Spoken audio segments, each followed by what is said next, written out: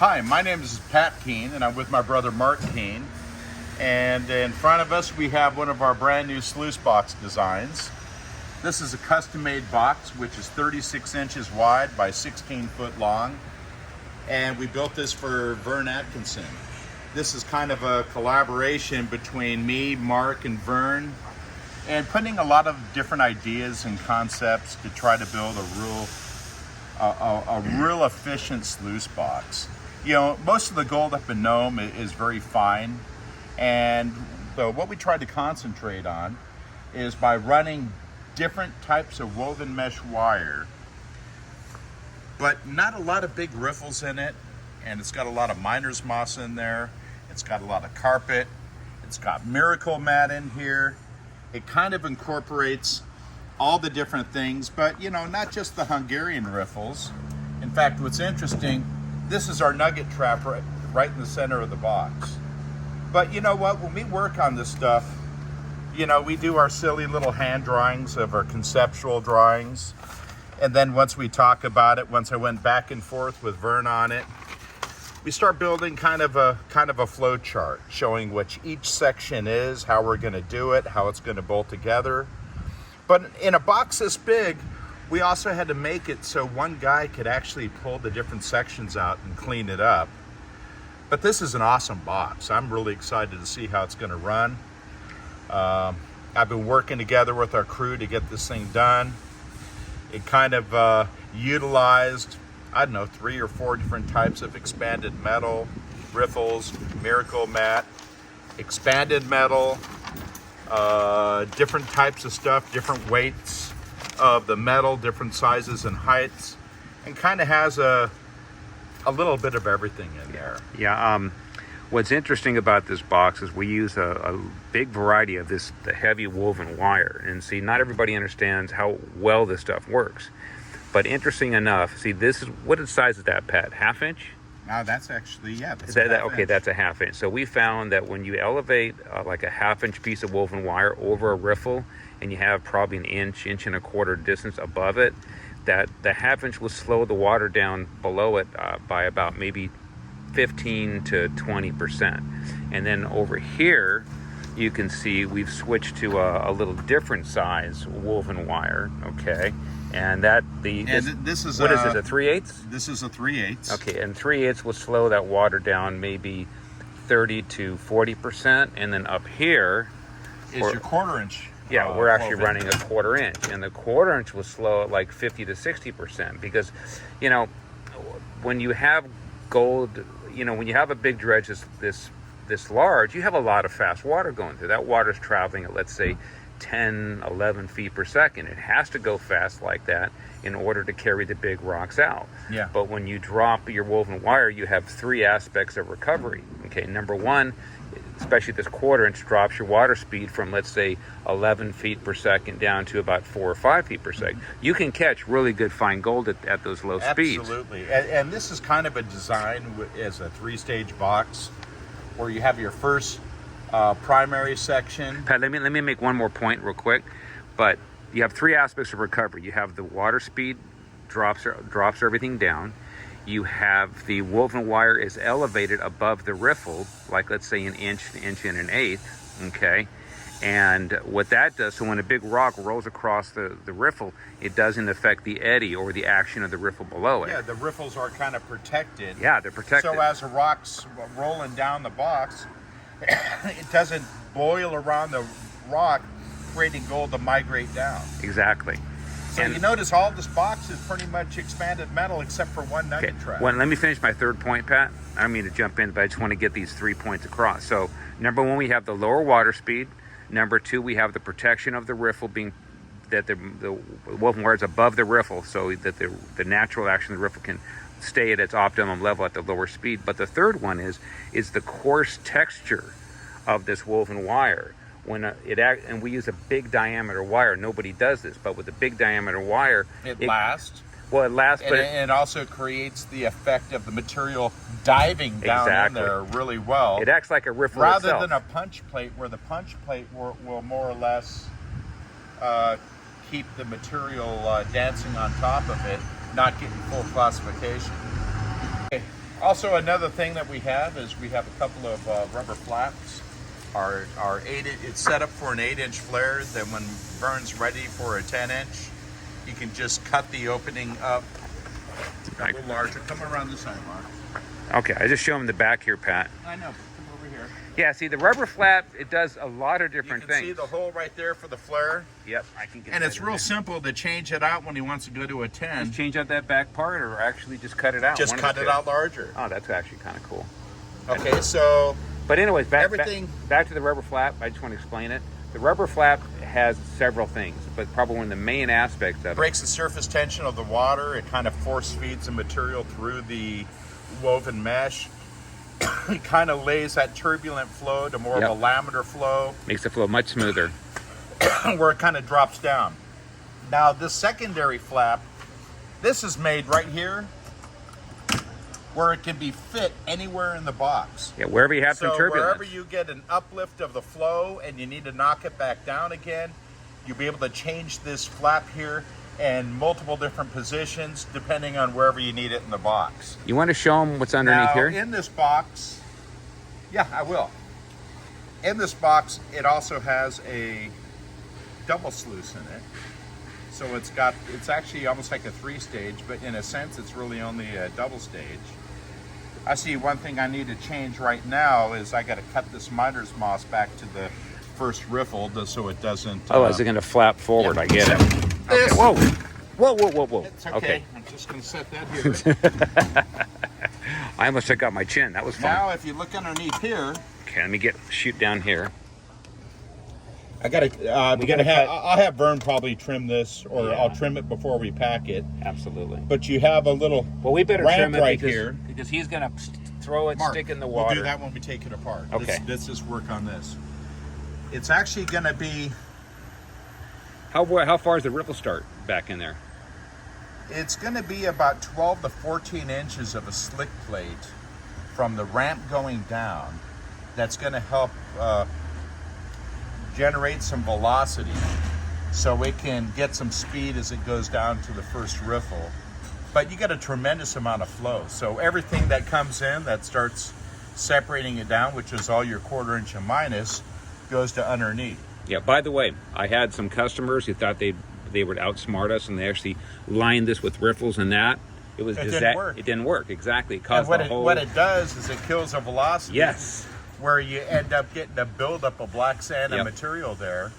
In fact, even on our triple sluices, we actually have to cut it right here before it gets to the ramp, because even the material overhanging the ramp changes the dynamics and changes the flow of material, where it creates a slight eddy, where it creates a buildup of it. Yep, that's or exactly what happened. almost sometimes even a flare. Now, Pat, how far back does the riffle start? Is it back to about here? The riffle starts at probably about right here. Okay, I wasn't sure. And in front of that first riffle, it's not a Hungarian riffle. It's actually it's actually a little smaller. Smaller than this here? Of an expanded metal, a diamond expanded metal. Okay. I guess that's the best thing to call this stuff. 'Cause Expanded it's almost metal. a diamond shape. But we have a little bit smaller size that fits down below there on miner's moss. Okay. Yeah, So that makes sense. it goes down there and it runs across the carpet, miner's moss, and also I'm going to have to cut the miner's moss here. But you know what? When we actually use this thing, this plate can be adjusted here. The only way to really know is to actually test it out. Yeah. And I'm sure there's going to be some fine tweaking of stuff. Yep. Or moving things around. But we actually designed it where the different segments can actually be moved around. If you look, everything kind of is built in 4-foot sections, so we can change it. And we also designed with this box in mind when... Pat, let me go back here. There's one thing I want to explain. Well, hold on. One thing I want to explain also is in the future, Vern's going to probably want to put a sump back here.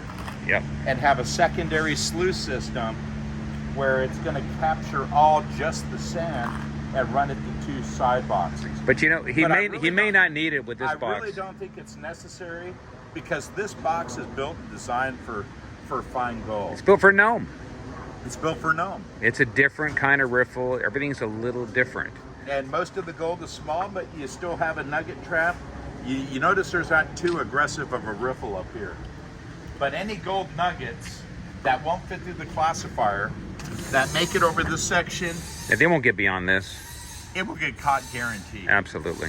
And it also has enough time to slow down Yeah. as the high velocity flow flows down through here, kind of gets dewatered as a lot of the water goes down to the lower box and a lot of the other material stays up above. Hopefully there's enough flow to keep everything clear. We just got to make sure that we don't have any rock buildups. Right. Now I wanted to bring up a point here, back to this the double sluice. Yeah. When the material dumps onto the first classifier, everything 1/4 inch minus falls onto this main riffle here, and then it goes down. That's all I wanted to point out. Yeah. And what's interesting is only the water velocity down below is going to be really slow. It's probably going to be around, let's say, 5 feet per second versus 10 or 12 feet per second, what's on the surface. Yep. And this flap here that helps knock will it down. probably be riding out with probably a little ridge in the middle of it.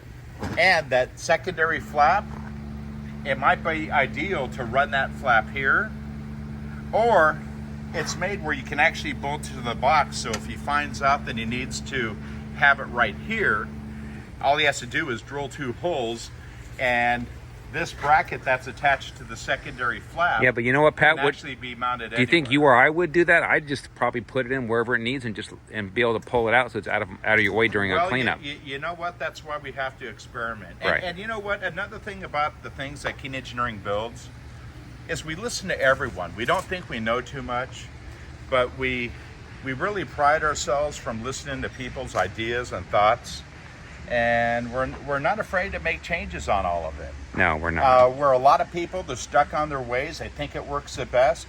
Well, we don't think that way. You know what? We want to get as much input. We want to learn from as many people as we can. You know, it's all work in progress, but I'm pretty happy about how it turned out. And let me pop this last section here. All right. And check this out. Let me get this side Pop for you. that one in there. Yeah, well, Pat's, Patrick and I are kind of the same mindset. We're always going through a constant learning curve. We learn new stuff every day. And this will lift out so one person can do it.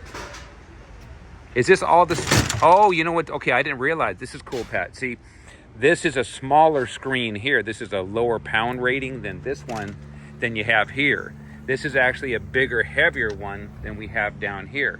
That's actually cool. Now, let's look at the lower section. Can you even get into there? Yeah. Okay, let's take a look. I don't want to bend it up too much. Well, you can go get a I little can lift lift. the plate out, so why don't I just move this and move this section here Oh, that's nice. and migrate this thing up a bit. Now, a box like this, you know, Vern's probably going to be cleaning it up once a day, I would imagine. You know? should always clean up your box, because as the water drains out of it, a lot of the oils come up to the surface. Yeah. Tell me our experience on the U-boat, what happened. I was dredging an area, and my box was loaded with gold. A lot of natural organic oils in the And a lot of natural organic oils that stayed behind as water drained out overnight. And I started up the box, and I had about 3 ounces of fine gold leave the box. So, Pat, tell them the story about when we didn't clean up the dredge at night. Well, you know what? It was getting late, and we were lazy. We wanted to wait till the following day. And so we went to bed that night, woke up the next morning. We started up the dredge. We dredged throughout the day. And I think we dredged for a couple hours. And then we did a cleanup. And when we looked in the box, pretty much all of our gold was gone. I was wondering if someone was high grade. No, that wasn't the case at all. But what had happened is the water drained down, the oils came up to the surface. The dredge got. Surface tension. Tell them this: the gold became dry, and when the water hit that dry gold, boom! It just floated the gold right out of the box. Exactly. And, So- then we spent the rest of the afternoon dredging through our tailings to regain our gold again. And so the moral of the story is: never let your box go dry, and clean at the end of each day. Clean up every day. And Right. you know, even when you watch Gold Rush, these guys sometimes they don't clean up for a week. Yeah, which I think that's a huge mistake, but you know, everyone's going to do their own thing. And you know, people will learn through experience also. Let's take a look at the lower sluice in here. so we got a small riffle. We have expanded metal sitting on top of the miner's moss. Okay, but this is the miracle and mat then- with the riffle here. Hear me out. Okay. We have the expanded metal sitting on top of the miracle mat, the first section. Oh, okay. We have super short riffles sitting on top of the miracle mat. And we're doing this in case the miracle mat gets overloaded. Like any riffle, if it gets Sure. overloaded with black sand, it will start kicking out gold. So I got just a couple of, they're only 1/2 inch height riffles. Let me see. Yeah, they are pretty. Oh, they are really short. Okay, now I can get Yeah. a better perspective on it. Okay. And we don't have a whole lot of distance in here, so it sits here. So And when up- this thing's operating, what's up in this? It's different up in here, isn't it? yes, So what do you have here?